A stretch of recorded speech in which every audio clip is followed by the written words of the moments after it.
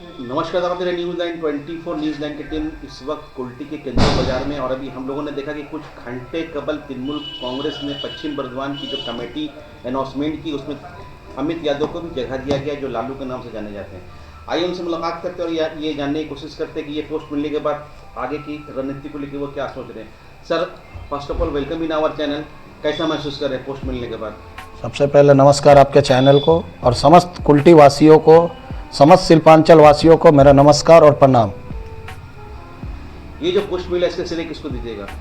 इसका श्रेय मैं हमारे बंगाल की अग्निकन्या नेत्री, हमारी अभिभावक ममता बनर्जी जी को और हमारे युवा साम्राज्य, युवा दिलों के धड़कन, हम सभी के अभिभावक अभिषेक बनर्जी सर को। और अपना पॉलिटिकल गुरु आप किनको मानते हैं पॉलिटिक्स में? ये पॉलिटिकल गुरु हमारा, हम जब से राजनीति कर रहे हैं, हम तो कुल्टी के जब एमएलए उज्ज्वल चटर्जी जी थे, उन्हीं के हाथ धर के हम राजनीति किए हैं। हमारे अभिभावक मिनिस्टर मलैदा भी है, हमारे अभिभावक हमारे जिला के सभापति नरेंद्र भी हैं, हमारे जितने भी सीनियर लीडर, हमारे यूथ सभापति पार्थो देवासी महाशय हैं, मेरे यूथ के स्टेट प्रेसिडेंट साइनिधि हैं। हम लोग के लिए सभी आइकन हैं, हम लोग सबसे कुछ सीखते हैं। हम लोग के आपस में, एक बीजेपी वाले हम लोग का र्यूमर दे के रखे हैं कि आपस का तृणमूल का गुटबाजी, ऐसा कुछ नहीं है। हम लोग के बीच में इतना अच्छा अंडरस्टैंडिंग है, सब एक दूसरे को सीख के, हम लोग देख के सीखते हैं और उनके प्रेरणा से हम लोग आगे बढ़ते हैं। और दीदी ने जो दायित्व दिया है, ये भी अभिषेक बनर्जी जी ने जो दायित्व हमें दिया है, बहुत ही आज्ञा तरीके से हम लोग इनको मानेंगे और बहुत अच्छे तरीके से काम करने की कोशिश करेंगे। अभी हम लोग को कोई दायित्व नहीं दिया गया, सबसे बड़ा दायित्व है हम लोग का आगामी 2026 का इलेक्शन।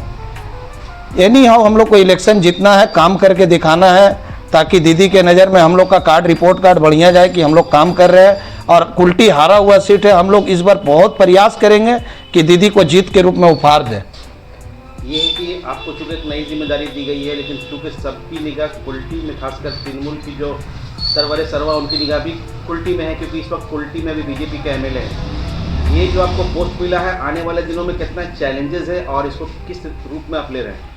ये चैलेंजेस तो भैया है, चैलेंजेस नहीं होता है कोई भी काम में, चैलेंजेस नहीं होता, ऐसा कोई काम है नहीं। कोई भी काम करने से जाइएगा तो उसमें कठिनाई आएगी ही। और बीजेपी का एमएलए है, बीजेपी का एमएलए कोई काम किया नहीं है। अगर 24/7 कोई भी काम पड़ता है, कोई भी, किसी को मेडिकल में ज़रूरत हो या किसी का कोई कार्ड बनवाना है, स्वास्थ्य साथी, कन्याश्री, शिक्षाश्री, जो भी स्कीम है, लक्की भंडार है, तो तृणमूल के कर्मी ही नज़र आते हैं, हम लोग जैसे ही कर्मी नज़र आते हैं।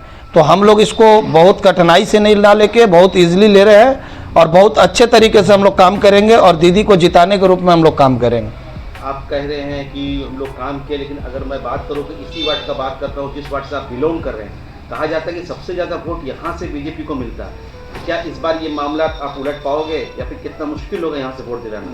भैया, दल अगर कोई दायित्व दिया है, दल अगर मुझे कोई दायित्व दिया है तो बहुत सोच समझ के, बहुत इंक्वायरी करके दायित्व दिया गया है। मैं अपने तरफ से पूरा प्रयास करूंगा कि जो हम लोग के ऊपर दाग है, ये हार का दाग है, हम लोग पूरा प्रयास करेंगे कि इसको जिता के भेजें।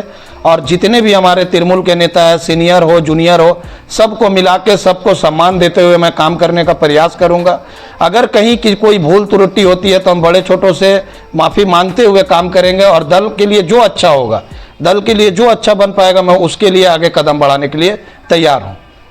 तृणमूल की बात की जाए तो कहीं ना कहीं तृणमूल को ममता बनर्जी का चेहरा देखकर वोट मिलता है, उनकी जो कामों को देखकर। लेकिन ये भी कहा जाता है कि जब तृणमूल के जो कार्यकर्ता, उनको अगर कोई पोस्ट मिल जाता है तो फिर वो घमंड में चले जाते हैं, तकब्बुर उनको हो जाता है।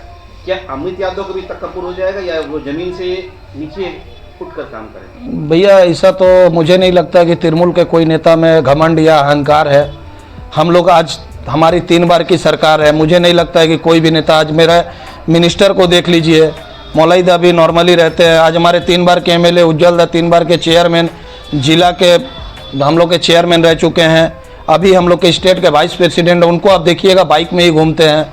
हमारे जितने भी नेता को, आप विधान दा को देखिए, मेरा मेयर होते हुए, नरेंद्र को देखिए, ज़मीन पे उतर के काम करते हैं। हमारे तृणमूल के लोगों में किसी भी तरह का अहंकार नहीं है। अगर अहंकार का बात करना है तो आप जाके बीजेपी वालों लोग से बात कीजिए, जो कोई पद, कोई पोस्ट में नहीं है, 4 गाड़ी 5 गाड़ी, वो हम लोग के अंदर अहंकार नहीं है। अगर अहंकार की बात करनी है तो आप बीजेपी वाले से बात करिए। हम लोग जैसे थे, आज हमारी नेत्री हवाई चप्पल में रहती है, उनसे बड़ा सीख और हम लोग के लिए क्या होता है? घर का मुखिया हवाई चप्पल में रहता है तो हम लोग कहाँ से अहंकार ला सकते हैं? चलिए सर, आज आपको तो एक पोस्ट मिल गई, नई जिम्मेदारी मिली है, चैनल की तरफ से बहुत बहुत शुभकामनाएं।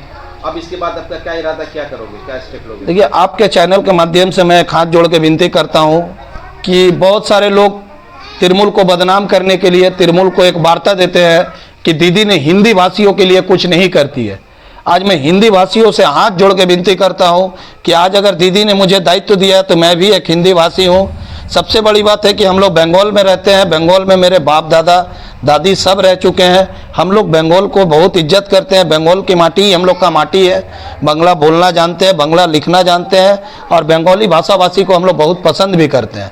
और हिंदी भाषियों के लिए गर्व की बात होनी चाहिए कि दीदी हम लोग का हिंदी बिहार और यूपी और बिहारियों के लिए सबसे बड़ी पर्व होती है छठ पूजा। छठ पूजा में दीदी हमारी सरकारी छुट्टी देती है, वो भी 2 दिन के लिए देती है। पूरा भारत में कहीं छठ पूजा का छुट्टी नहीं दिया जा सकता। इससे बड़ी हिंदी भाषियों के लिए गर्व की बात और क्या हो सकती है। तो मैं भी एक हिंदी भाषी हूँ, हिंदी भाषा से बिलोंग करता हूँ। मैं हिंदी भाषियों से हाथ जोड़ के विनती करता हूँ कि दीदी के तरफ रुझान करें, दीदी के लिए आगे बढ़े और दीदी का काम को देखते हुए तृणमूल को वोट करें। और हम लोग इसलिए वोट के लिए अनुरोध कर रहे हैं कि आगे आने वाला डेवलपमेंट हम लोग ले पाए। आज हम लोग वोट करेंगे तो डेवलपमेंट होगा। तो मैं हिंदी भाषी सभी कुल्टी वासियों, आसनसोल शिल्पांचल वासियों, जितने भी हिंदी भाषा भाषी आदमी हैं, सबसे विनती करता हूं कि आप लोग दीदी का काम देख के दीदी को वोट करें।